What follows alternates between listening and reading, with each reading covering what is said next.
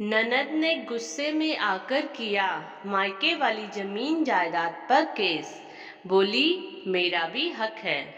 नमस्कार दोस्तों, आपको कहानियाँ सुनना पसंद है तो प्लीज़ हमारे चैनल को सब्सक्राइब करें, जिससे हमारा उत्साह बना रहे और हम आपके लिए नई नई कहानियाँ लेकर आते रहें।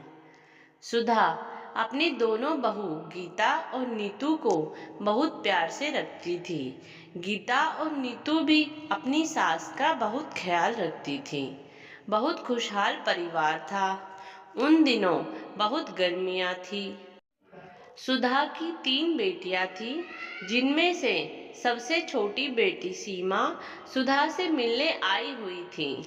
उसके बच्चे बहुत ही बदमाश थे। वो किसी की भी बात नहीं मानते थे, सारे दिन बदमाशी करना। नीतू और गीता दोनों बहुत ही परेशान हो गई। उन्होंने अपनी ननद सीमा को कहा, दीदी, अपने बच्चों को थोड़ा समझाया करो। ये बहुत ही ज़्यादा बदमाशी करते हैं, या फिर इनको इनकी दादी के पास ही छोड़ आया करो। गीता ने हंसते हुए कहा। पर सीमा को अपनी भाभी की ये बात बिल्कुल भी अच्छी नहीं लगी और वो बोली कि भाभी, अभी तो ये घर हमारा भी है। हमारा हक है इस घर में। हम बहनें चाहे तो इस घर के एक एक रूम हम भी ले सकते हैं। तो क्यों छोड़ के आऊं मैं अपने बच्चों को? यहाँ भी मेरा ही घर है।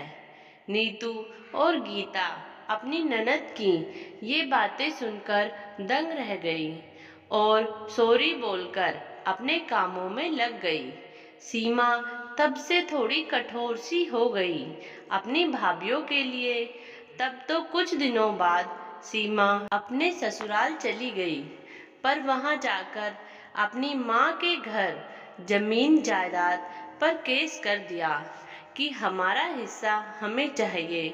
बाकी बहनों ने तो नाराजगी जताई और उसे समझाने लगी कि ऐसा नहीं करते, तू ऐसा करके मायके चली जाएगी क्या? अपना हक ले लेगी, फिर तू अपने माँ पापा से भी मिलने ना जा सकेगी।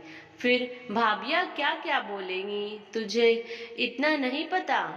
पर वो नहीं मानी, ना केस वापस लिया।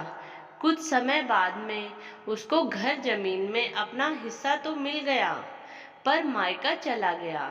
कुछ साल बीत जाने के बाद उसकी माँ की तबीयत बहुत खराब थी। उसने सोचा, उन सभी बातों को भूलकर मैं माँ से माफी मांग लूंगी और माँ से मिल भी लूंगी।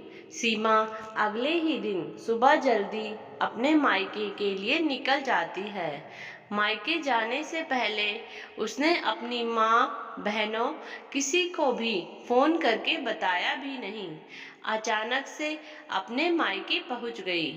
घर के अंदर सीमा जाती है और बोली, माँ, माँ, कहाँ हो? देखो, मैं आई हूँ। माँ को देखने लगी, लेकिन उसे माँ कहीं भी दिखाई ना दी। फिर पूरे घर में देखा तो माँ बाहर वाले कमरे में थी। माँ को देखकर बोली, कैसी हो माँ तुम? कभी मुझसे तो बात ही नहीं करती। तब माँ गुस्से में बोली, क्यों आई है तू यहाँ? ये सब तेरी वजह से ही हुआ है। और तेज तेज रोने लगती है। सीमा ने माँ को किसी तरह शांत किया। फिर माँ से पूछा, क्या हुआ माँ, तू ऐसे क्यों बोल रही है? तब सुधा ने बताया कि तूने यहाँ केस कर दिया।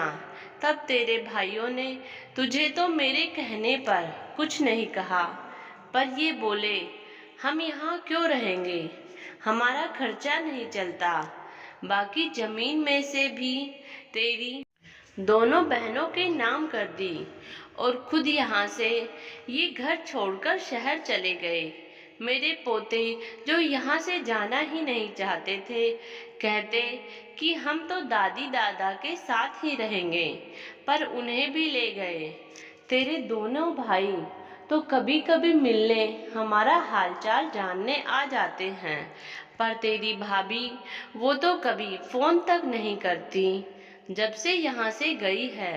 सुधा की बेटी सीमा रोने लगती है और माँ से माफी मांगती है। माँ, ये सब मेरी वजह से ही हुआ। तेरा हंसता खेलता परिवार मैंने अलग कर दिया। अब मैं सब ठीक कर दूंगी।